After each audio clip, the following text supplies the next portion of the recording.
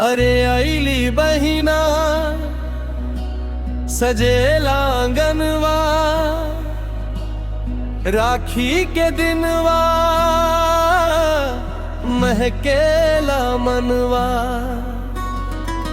बहिना तू देहिया के जन हो, तोहरे बिना सुनाई जहान हो।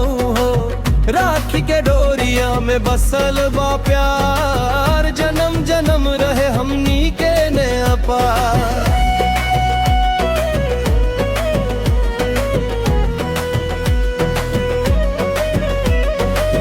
ननिहाल से अइली तू हसत खरेलत, अंगनवा में खुशियन के फुलवा भेलत।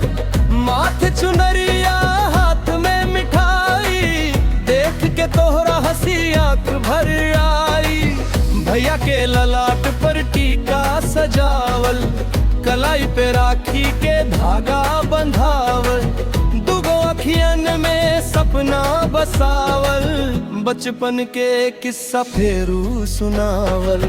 बहिना तू देहिया के जन हो, तोहरे बिना सुनाई जहान हो।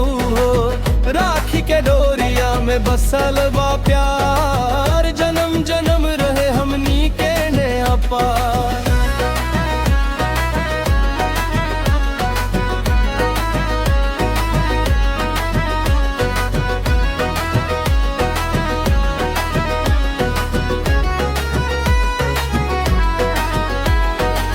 मुसीबत आई त साथ खड़ा रहब, अब तोहरे हर सपना के पूरा करब। दूर शहर में रहब त का भई, मन के दुआर कबो ना बंद भई। तोहरा हंसी खातिर मेहनत करब, तोहरे दुखवा के आधा हम धरब। राखी के मन कबू ना टूटे, हमार भरोसा कबू ना छूटे। बहिना तू देहिया के जन हो, तोहरे बिना सुनाई जहान हो। राखी के डोरिया में बसल बा प्यार, जन्म जन्म रहे हमनी के नया पार। माई बाबूजी के आशीर्वाद साथे, रिश्ता ही रहे हरदम मुस्काते। सुख में हंसी दुख में सहारा, तू हो बहिना जग से न्यारा। बहिना तू देहिया के जन हो, भगवान से बढ़ के तोहार समान हो।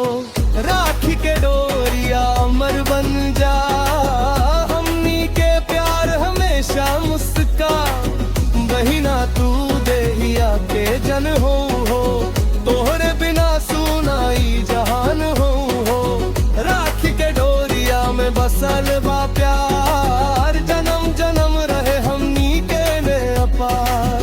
रौरा रहे खुश बहिना प्यारी, तोहरे से रोशन दुनिया हमारी। राखी के नैया रहे बरकरार, भैया बहिना के जय हो प्यार।